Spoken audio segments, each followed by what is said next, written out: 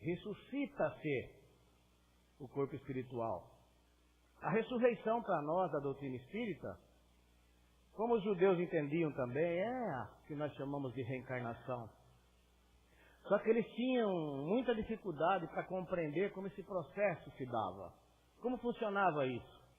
Por quê? Porque eles não tinham essa facilidade que temos hoje, esse aprendizado, todas essas obras deixadas por Kardec, a codificação espírita, essas obras paralelas que nós temos aí deixadas por Chico Xavier, Divaldo Franco, Herculano Pires, Hermínio Corrêa de Miranda e tantos outros, que nos dão o testemunho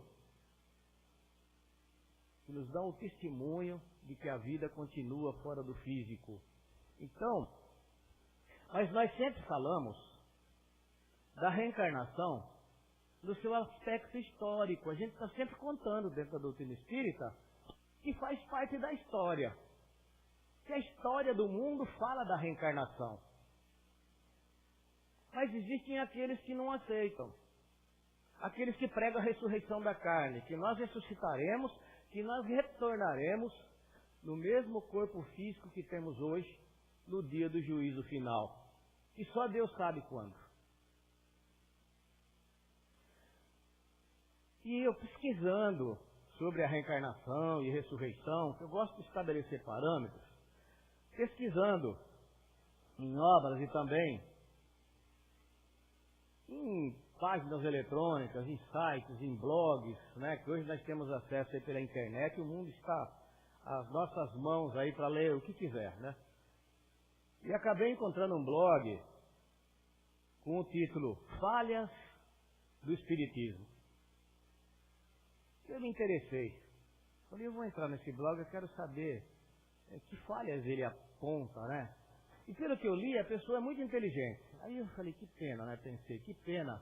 Perdeu tanto tempo, escreveu tanta coisa para falar de falhas do Espiritismo. Por que não aproveitou esse tempo para falar de coisas mais, né, que acrescentem? Não que venham criticar, que venham com o intuito de denegrir uma determinada filosofia, uma ciência, né, como é a codificação de Kardec. Mas tudo bem.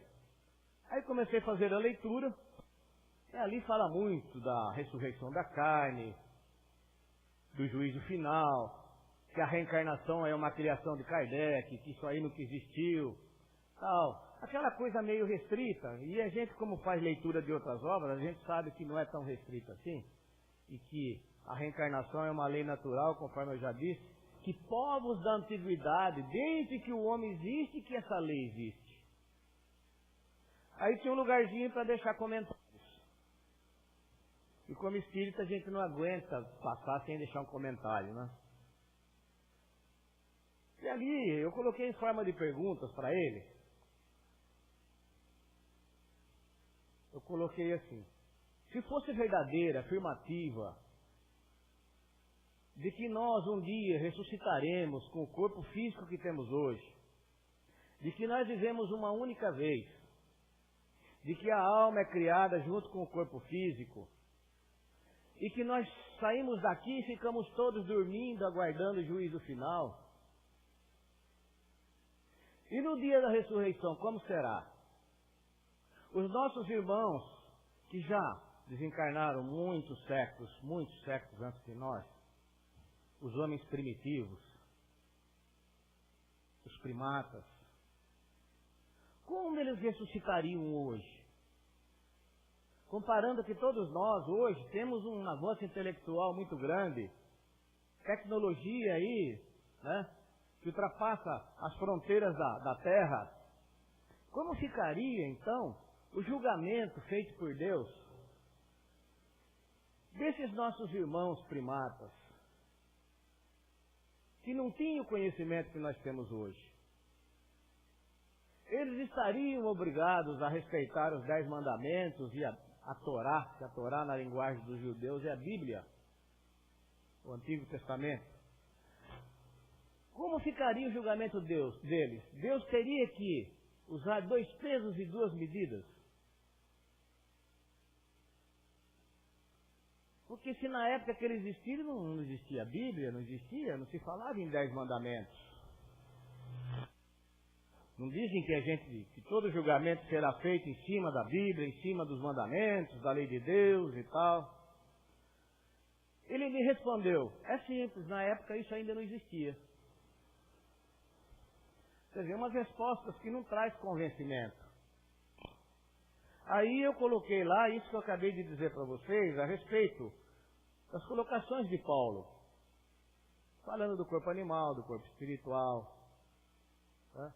Falei também a respeito daquela passagem de Jesus, quando ele tem aquele diálogo com o doutor da lei, Nicodemos.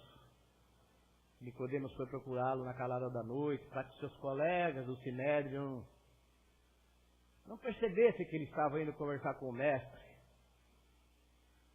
Quando ele disse, é preciso nascer de novo para entrar no reino dos céus. Jesus disse para Nicodemos, o nascer de novo é o reencarne. Nós renascermos quantas vezes for preciso para que possamos ir aos poucos evoluindo. Todos aqueles equívocos que nós cometemos por atacado, Deus nos dá a oportunidade de quitar em parcelas, suaves parcelas. E essas parcelas nós podemos chamar de reencarnação. Mas aqui nós estamos falando de passagens, né? Estamos falando da reencarnação como fato histórico, no seu aspecto histórico, né? Que está lá dentro da Bíblia, que faz parte dos povos antigos. Mas aí quando eu escrevi mais um pouquinho para esse blogueiro, para ele me dar algumas respostas mais convincentes, ele respondeu, olha, esse portal, ele está centrado na reencarnação no seu aspecto histórico. Ele fala da história da reencarnação. Mas se você quer saber sobre a reencarnação como fato, então você procure em obras como Ian Stevenson, deu o nome desse canadense, um psiquiatra renomado. Ele viveu assim, entre 1918 e 2007, esse psiquiatra canadense, Ian Stevenson. Ele escreveu obras magníficas, mas obras de um cientista desligado de religiões. E é isso que tem muito mais peso. É a ciência buscando a verdade desligada de religião. E Stevenson não era espiritualista. Mas ele foi fazendo pesquisas onde ele sabia no mundo, na Índia, na Líbia, e até aqui no Brasil ele veio em 1962 para fazer pesquisas e catalogar casos de pessoas que se lembravam de existências anteriores. Tem uma obra dele que tem o título Almas Antigas. Se vocês se lembrarem, pesquisem sobre essa obra. Ian Stevenson, psiquiatra canadense. Almas Antigas. Mas tem uma outra obra dele, com o título 20 casos sugestivos de reencarnação. Todos em cima de pesquisa. Todos. Buscando famílias, buscando testemunhos e anotando tudo. De pessoas que se lembravam de fatos de suas existências anteriores. E quando ele veio ao Brasil, em 1962, ele pesquisou 7 casos. Desses 7, ele separou 2, ele achou que o convenceram mais. E desses 2 fatos, desses 2 casos que ele anotou aqui no Brasil, tem um do Rio Grande do Sul, que é muito interessante. Fala de uma mocinha que nasceu em 1890 na existência anterior, não na atual, na existência anterior, 1890, e ela desencarnou em 1917, de nome Maria. Mas só que Maria, nessa existência, ela não relatou nada para ninguém. Quando ela renasce como Marta, aos 2 anos e meio de idade, na existência última que ela teve aqui, ela começa a relatar e lembrar de coisas como Maria, que ela tinha apelido de Sinhá, naquela época dos escravos e tal. E tudo isso foi anotado pelo pai dela. A família tinha conhecimento dessas coisas dessa existência dela como Marta, então eles foram anotando o que ela se lembrava como Maria. E ela conta que na existência de Maria, ela viveu numa fazenda, no campo, lá no Rio Grande do Sul, perto de um lugarejo chamado Dom Feliciano, um lugarzinho muito pequenininho. E ela contava, eu fui Maria, eu não era Marta. Eu vivia numa fazenda onde havia muito pasto, bois, burros. Havia também cabritos, mas que não eram cabritos. Ela estava falando de carneiros, mas ela não sabia dizer o que era carneiro, né? Aí ela falava que ali havia escravos, que o pai dela era muito severo, que o pai dela maltratava. Ela falava, meu pai maltratava de vez em quando um negrinho, que era um escravo, um menino que ajudava ele. Quando o menino não fazia as coisas como ele queria, ele batia nele e eu intercedia, né? Mas ela, como Maria, ela teve decepções na vida. Ela se apaixonou por um rapaz e o pai dela não deixou ela se casar com ele. Ali já começou as decepções dela como mocinha. Aí ela se apaixona novamente por um segundo rapaz. O pai também não deixou ela se casar com esse rapaz. O rapaz não suportou e cometeu suicídio. Ali ela foi se decepcionando, se entristecendo cada vez mais, né? Entrando naquele estágio de amargura, e ela passou a não cuidar mais do corpo, ficou desleixada. Chovia, ela saía na chuva daquele jeito. Estava frio, ela saía no frio do sul, naquela época que era um frio medonho, que até chegava a nevar. Ela saía sem agasalho, até que ela contrai uma tuberculose. Mas antes dela contrair a tuberculose, o pai dela, para espairecer ela, para ela se divertir um pouco, quando ele negou o casamento com o segundo, que o segundo cometeu suicídio, ele disse para ela, vai lá para a casa da nossa amiga, lá em Dom Feliciano, e lá você vai espairecer um pouco, porque agora é época de carnaval, é época de alegria, é época de festa. Vai passar uns dias lá. E ela foi. Aí chegou lá, ela estava muito triste, ela não curtiu nada daquilo. Ela nem saía da casa da amiga. E o estado de saúde dela foi se agravando. Mas no leito de morte, antes do desencarne, a amiga ali na cabeceira, ela disse para ela, olha, eu não tenho tempo de falar para você tudo que eu passei nesta vida. Você conhece mais ou menos a minha vida. Mas eu tenho grande estima por você.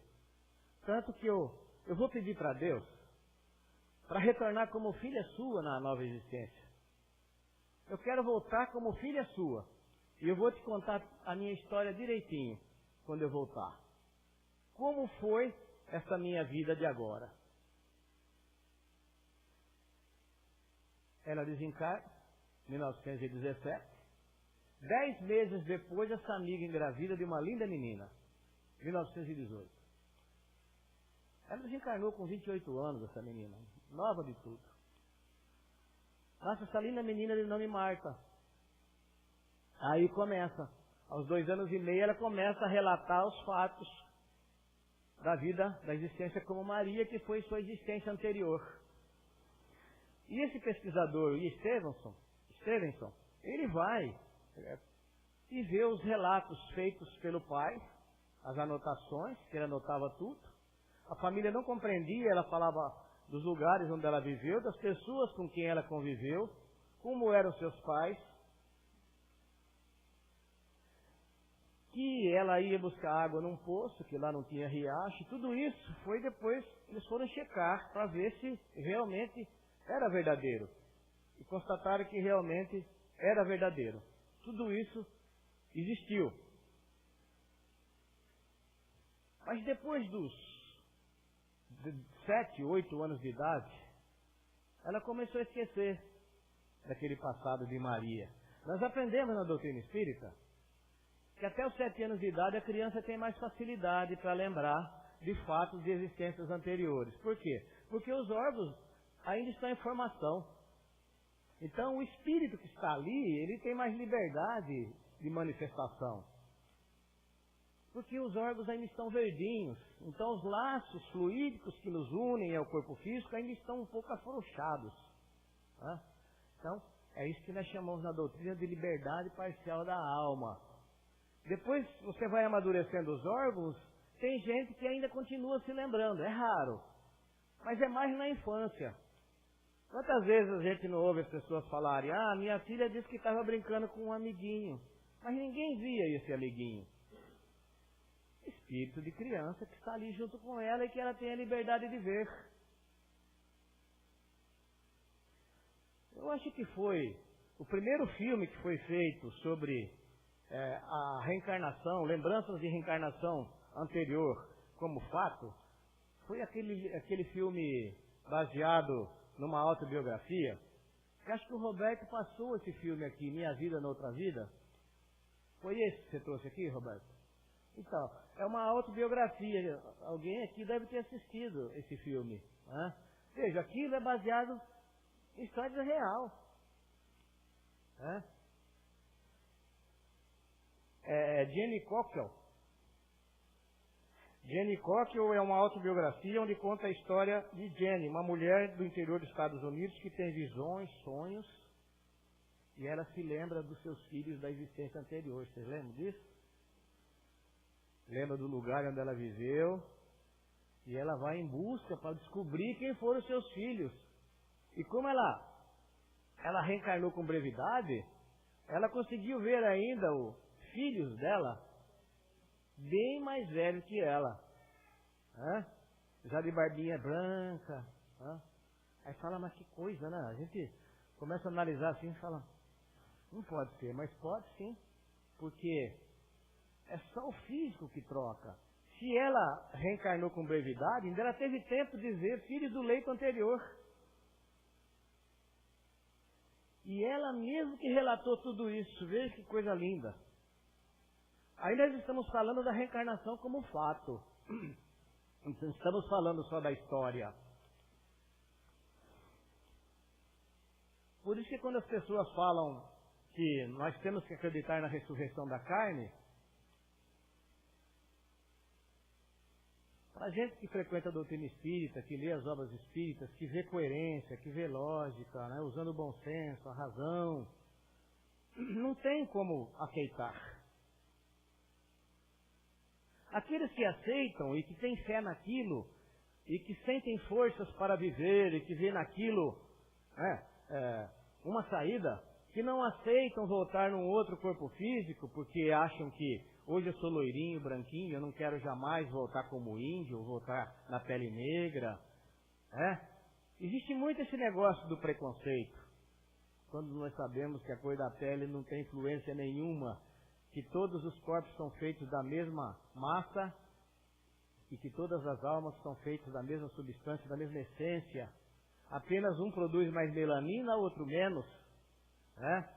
Essa beleza, essa tonalidade toda que existe, essa diferença que existe na cor da pele dos nossos irmãos da África, que é uma raça linda, forte.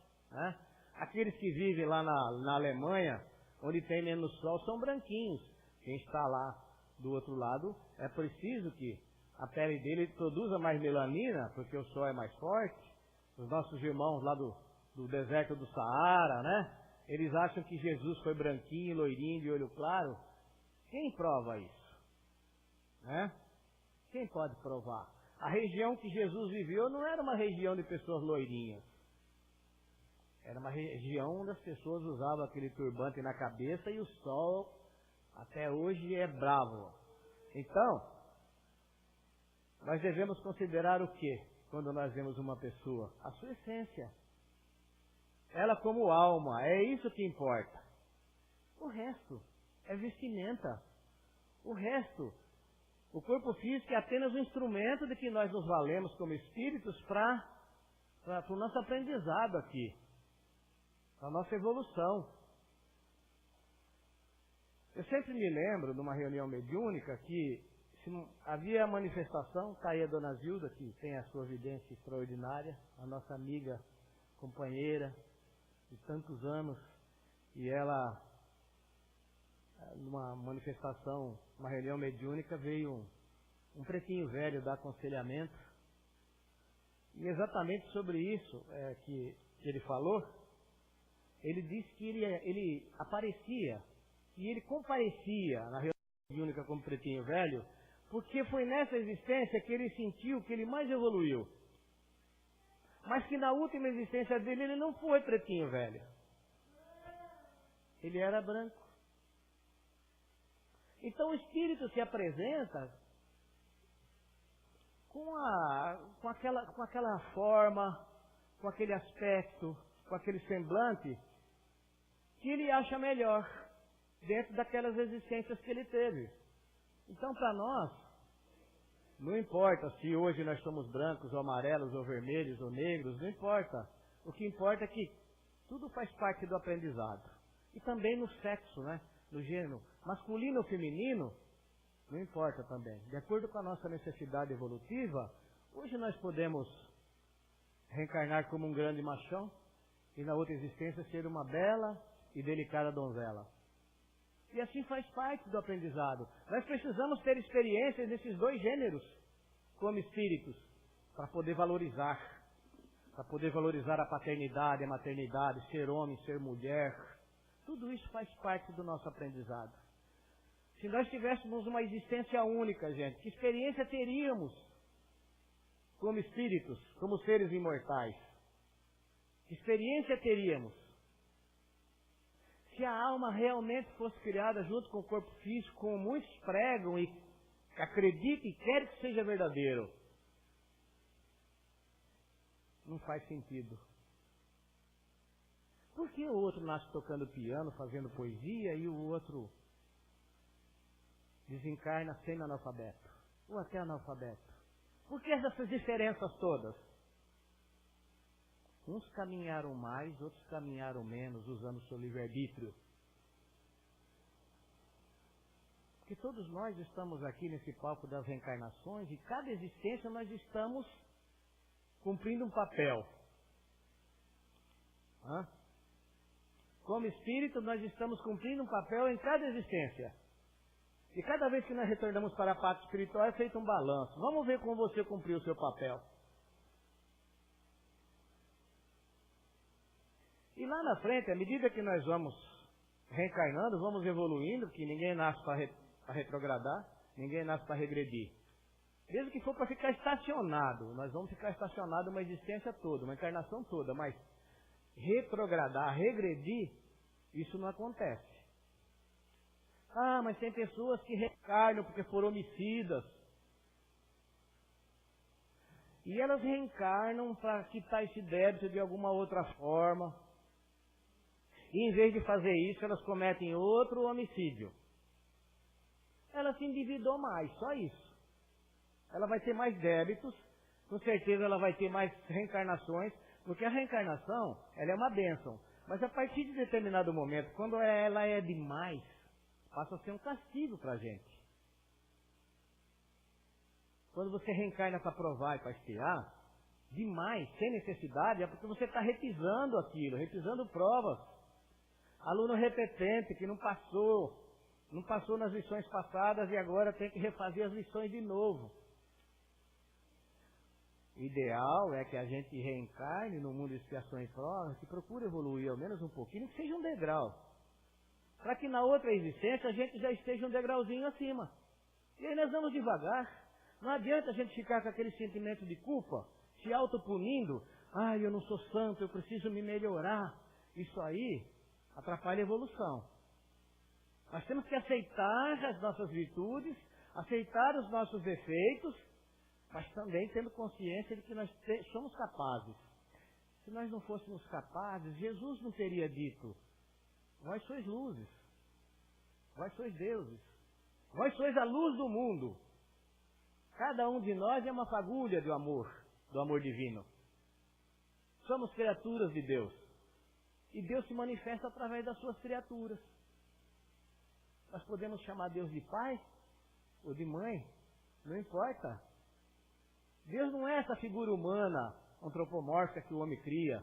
Aquele senhorzinho de barba branca, sentado num trono, com um cajado na mão, distribuindo justiça a seu bel prazer. Você vai para o céu, você vai para o inferno, você vai para o purgatório. Não é nada disso. O céu, o inferno e o purgatório está dentro de cada um. Por isso Jesus disse, o reino dos céus está no meio de vós. De acordo com o nosso estado de consciência, porque é um estado consciencial isso, gente. Nós lembramos daquela obra de André Luiz, quando ele volta para a Terra, depois do seu desencarne, que ele tem autorização para ir lá visitar sua mulher, que foi sua mulher aqui, a sua família, seus filhos. Ele chega, depois de um tempo, ele encontra a mulher já vivendo com outro homem. E naquele momento ele sente aquela coisa de orgulho ferido, né? Minha mulher com outro homem, né? E ele não aceita aquilo naquele momento, e de repente ele começa a se transformar e já se sente no umbral de novo. Aí ele muda o seu padrão vibratório para sair daquele umbral consciencial e volta para a realidade. Vejam, isso mostra para todos nós que é um estado de consciência, o céu, o inferno e o purgatório. Ou umbral, como nós chamamos. Então aqui hoje nós tecemos alguns comentários a respeito da reencarnação como fato. E é muito importante nós acompanharmos, lermos, estudarmos a codificação espírita de Kardec, tomarmos conhecimento das coisas do espírito, mas quem tiver oportunidade, procure tomar conhecimento dessas obras de pesquisadores, como esse Ian Stevenson, e também como William Crookes, que foi um inglês, um pesquisador que também não era espiritualista, que escreveu uma obra que se chama Fatos Espíritas. Nas reuniões, o espírito de Kate King se apresentava, se materializava, conversava e se deixava tocar, ficava tangível. Tudo isso tem nessa obra Fatos Espíritas do William Crookes. Aí nós estamos falando da reencarnação como fato. Então, quem tiver a oportunidade de pesquisar, pesquise. Tudo é bom para o nosso aprendizado, para fortalecer a nossa fé. Então, vamos cerrar os nossos olhos por uns segundinhos. Neste momento, nós agradecemos ao Senhor da vida, a Jesus, nosso querido amigo e mestre, pela oportunidade de estarmos aqui reunidos mais uma vez para o aprendizado das coisas do Espírito, das coisas da alma, desse ser imortal que somos todos nós. Neste momento, querido Mestre Jesus, rogamos a vós que possa estar aqui no nosso meio, Mestre. Que cada um de nós, neste momento, possa mentalizar, querido Mestre, aqui no nosso meio, com seu semblante sereno, com seus olhos meigos, envolto por uma luz branca, de braços abertos, envolvendo a todos nós com as suas vibrações de amor, de paz, de união, de harmonia, de alegria e de progresso. Querido Mestre Jesus, permita que os trabalhadores boníssimos da sua seara, que fazem parte dos trabalhos dessa casa, estão sempre conosco, em todos os setores, que nesse momento eles possam retirar de todos nós todo o fluido nocivo, porventura estagnado em nosso corpo físico, em nosso corpo espiritual, dos nossos centros de forças. Que esses fluidos nocivos possam ser levados para o cosmos e que lá sejam reciclados e reutilizados para o bem. E que todos esses fluidos de amor, de paz, de alegria e de saúde física e mental que ora recebemos, possam também ser levados para os nossos lares, para os nossos entes queridos que lá estão, onde quer que se encontrem. Que esses fluidos possam ser levados também para todos os nossos irmãos que clamam a vossa presença, Jesus, que clamam por uma fagulha do vosso infinito amor, com a permissão de nosso querido Pai Celestial, que assim seja. Um ótimo domingo a todos.